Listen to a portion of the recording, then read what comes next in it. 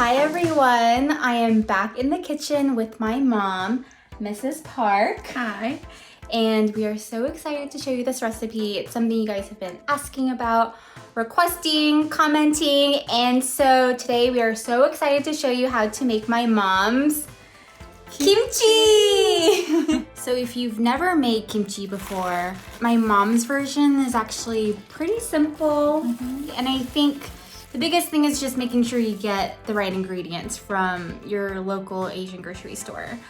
You know, kimchi is such an essential part of Korean cuisine. It's a dish that's been around for over 3,000 years. So there's so much history behind it, and you couldn't find, you know, a Korean dinner table without a side of kimchi. Today we're gonna go over some of the steps that my mom does to make her own kimchi at home, so we hope you follow along and enjoy. The main ingredient for making kimchi is napa cabbages, which you can buy at your local Asian grocery store. And today we're using 2 medium-sized napa cabbages, which we'll be soaking in a salty brine and then seasoning with spices and other fresh ingredients. Then we're gonna wash them under cold water. Now we're gonna start the salting process. What my mom is doing is sprinkling salt between each of the leaves, really focusing on getting the salt on the bottom stems, which tend to be thicker. So we'll need to make sure the salt really penetrates and flavors those parts of the cabbage. And you'll notice that my mom is being really generous with the salt, so don't be shy. In all, we're using about 3 cups of salt, but don't worry, it's not going to turn out too salty. With the remaining salt, add water to create a mixture and pour it over the cabbages. You're going to continue to do this until the water almost covers the tops. So now we're going to let the cabbages soak for about 2 hours, and the leaves will get tender and soften under all that salt. Now to make the kimchi paste, mix half a cup of flour to a pot of water and bring it to a boil. This is going to serve as the binding agent for all the spices and ingredients that make up the kimchi paste. Once it starts boiling, take it off the heat to cool. Here are the ingredients you'll need: 6 green onions, 1 yellow onion, 2 heads of garlic, and 1 Korean radish. We'll be blending the onion and garlic with the flour mixture and then chopping the green onions and radish and adding them later. Alright, so it's been almost 2 hours and we're ready to take out our napa cabbages and wash them to get rid of the excess salt. You'll notice that the kimchi leaves have broken down a little bit so they're soft and tender.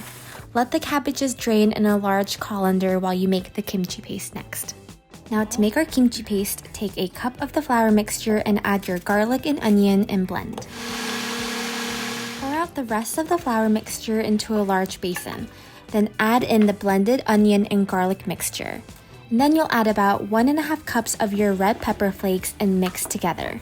Then add about 1/2 cup of fish sauce.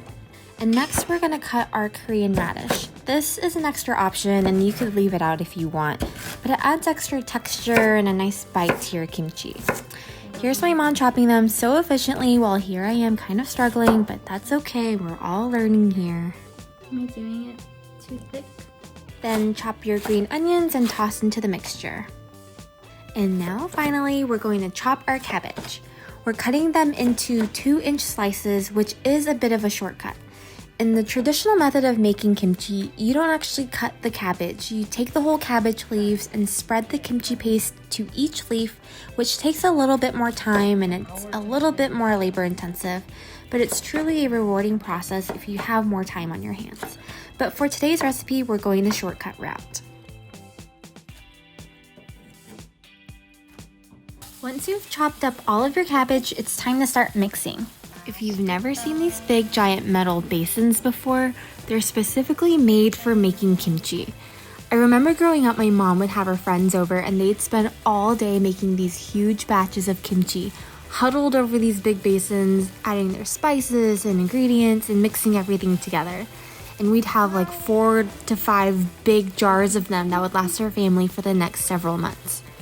Once everything is thoroughly mixed and incorporated, all we have to do is add it to your jars and then you're done. When you're packing your kimchi, make sure you're not packing it to the brim. Leave a little bit of space at the top so the kimchi doesn't overflow during the fermentation process. So once you make your kimchi, you're probably wondering, how do I store it? Should I leave it outside? Should I put it in the fridge? It really just depends. My mom usually will leave out her kimchi for a day or two. which allows the fermenting process to move along more quickly and lets those flavors develop. And then she will put the jar into the refrigerator.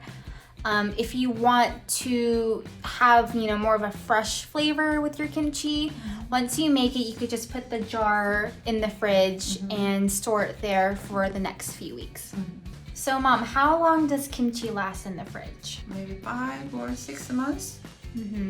But that old kimchi, you can make the kimchi pancake or kimchi jjigae. Thank you guys for joining us today. We hope you were able to follow along. If you guys have any questions, please leave them in the comments below. We'd love to see your new kimchi creations. We'd love to see what recipes you incorporated into. So if you do happen to make my mom's recipe, please tag us and let us know what you make.